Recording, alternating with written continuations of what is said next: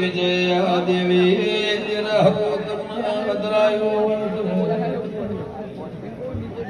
ખોળતા ખોળતા કદાચ આદિરા ના મનાઈ હશે મારા બોલતા હશે તારા ઘરની વેળા વાળી છે 12 મહિનાથી હમણાં જેવું છે ને તારા જેવું છે મને જરા ના ખબર છે